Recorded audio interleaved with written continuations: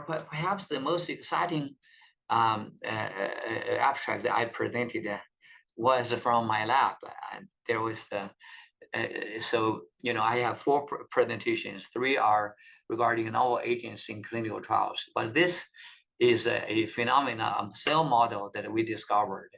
So, and as you know, that I had the fortune of leading the pirtobrutinib FDA approval 2 or 3 years ago, and in anticipation of this emerging resistance, in my lab, we wanted to make a cell line that's resistant to pirtobrutinib, so that we can study the mechanisms of whether it's mutations or biopathways, upregulation, so that the cells become resistant to pirtobrutinib.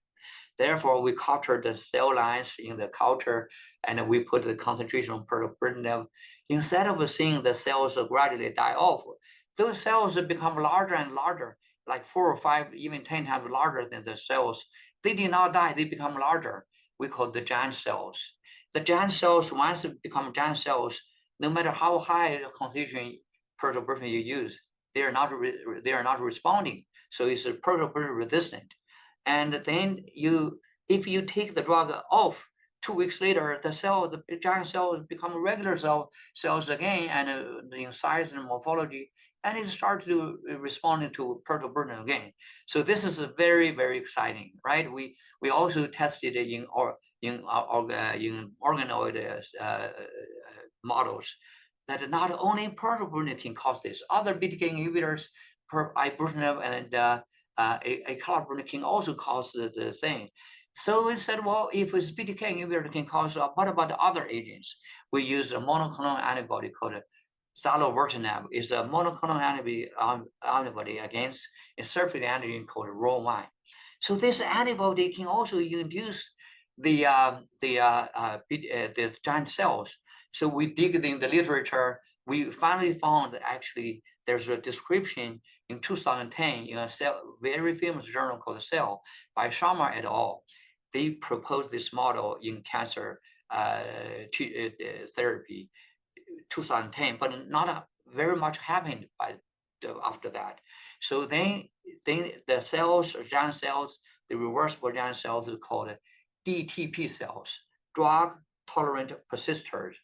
So these drugs are famous, although no breakthroughs happen, but many want to recapitulate the DTP cells in their system. So there's a review about all these progresses. And the concept is the cells are happening randomly. There's a great heterogeneity.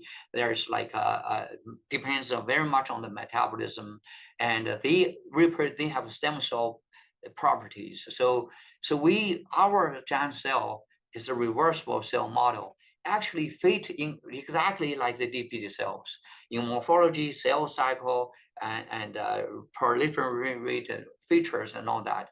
So we call our giant cells now DTP cells. So DTP cells have never been described in mantle cell lymphoma. This is the first time ever.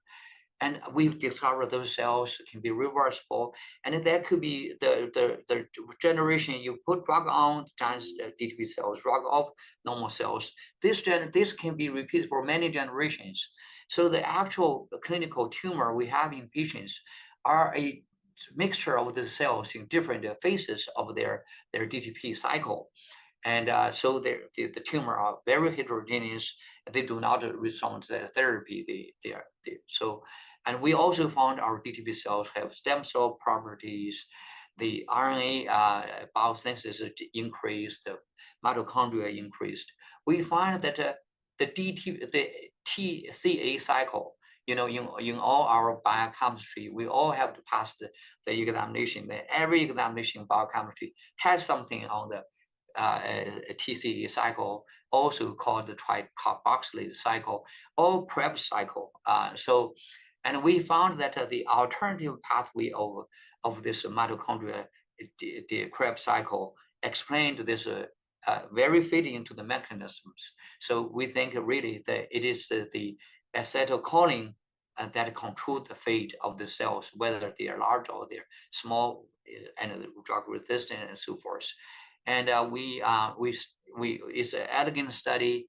We published it in a very recent blood journal, Blood, a very famous journal. We all read blood in hematology. And one of the figures that stained positive for the ribonucleogenesis is a beautiful green picture, and it become the current blood cover.